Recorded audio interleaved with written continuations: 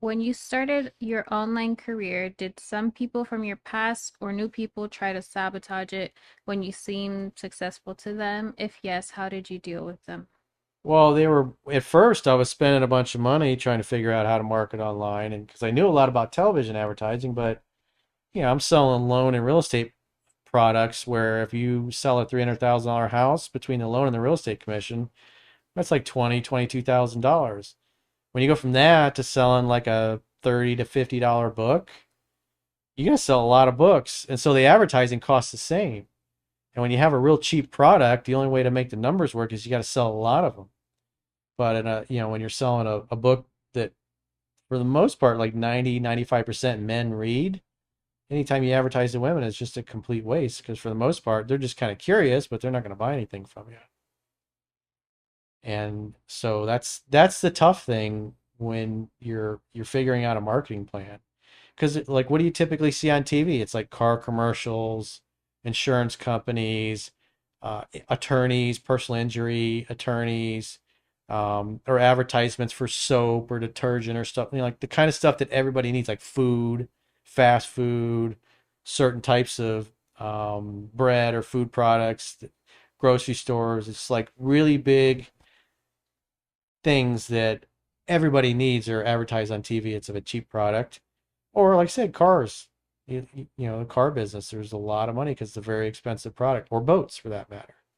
So typically, or cell phones, because everybody needs a cell phone, and you get a monthly subscription revenue.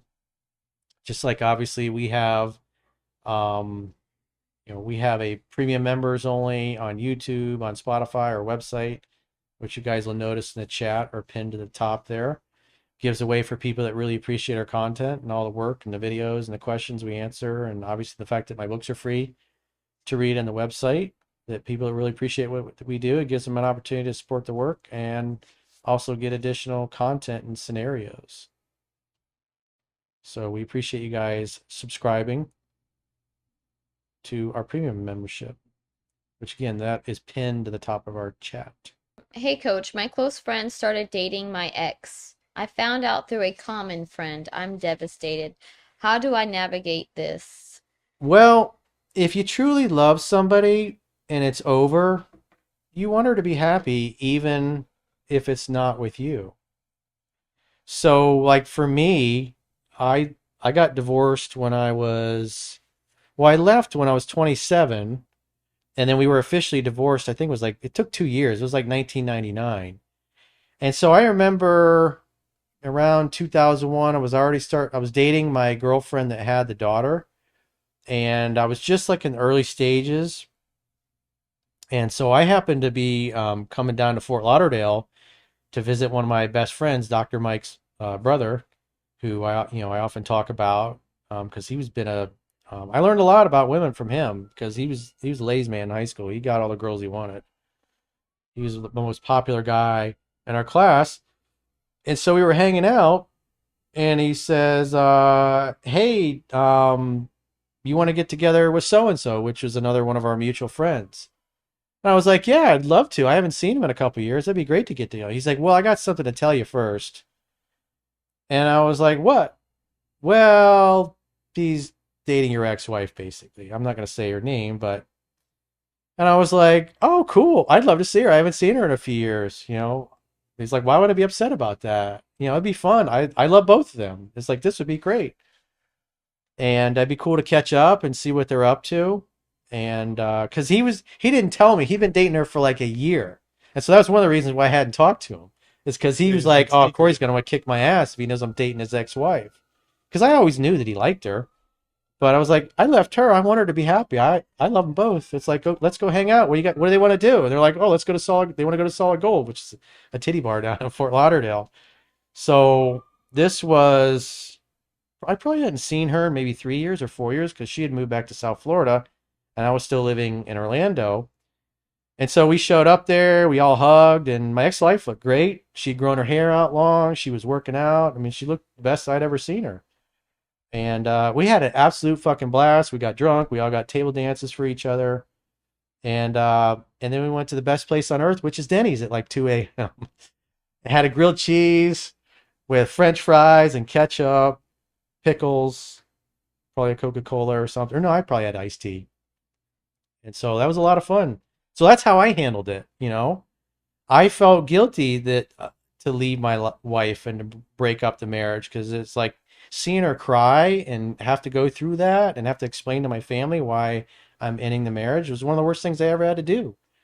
And so to hear that, a woman who was willing to spend the rest of her life with me is now with one of my oldest best friends as well. And he kept it from me because he was worried that I'd be mad at him. It was like I was happy for both of them. And they dated for a few years and ended up breaking up. And now that same friend is married to a woman who, if I told you the name, you would know the name because they own an NFL franchise and no, it's not, down in South Florida, even though I know some of them as well. So it's another NFL franchise. And I didn't realize at the time when we were growing up that that was their family. And so he and her, they've been together, I don't know, 15, 18, maybe 20 years at this point. Happily married. So I'm happy for them. I love those guys. We're family. We all grew up together. Again, when you love somebody, you want them to be happy, even if it's not with you. From friendships to relationship. Is it the best way for long term and by growing interest little by little? With good introvert and smart girl, it seems it works. That sounds like a statement. Yeah. Well, he said, is it the best way for long term from to go from friendship to relationship by growing interest little by little? Well, typically, if you're hanging out and taking a girl on dates who says she wants to be friends first, typically you're stuck in friend zone and she enjoys the attention and the free meals. But usually, what'll happen is she'll end up dating and sleeping with somebody that turns her on. That's why you don't date women that say friends first, because usually they're just trying to friend zone you. A man who loves and values himself and has self respect and is interested in sex and romance, he's not going to be okay with hanging out with a woman and taking her out to dinners and doing fun things and spending money on her and then, taking her home and shaking her hand or giving her a hug every week. It's like that's a waste of his time and a waste of hers. She gets a full belly and some companionship, but he's looking for companionship and sex and romance. And so if your goals are not the same, that's why you don't engage.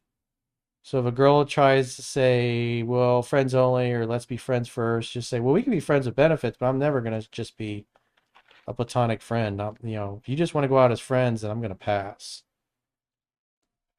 You don't Thanks get for what you letting me deserve. You only get what you negotiate. And there are lots of women out there that are hot and know how to manipulate men.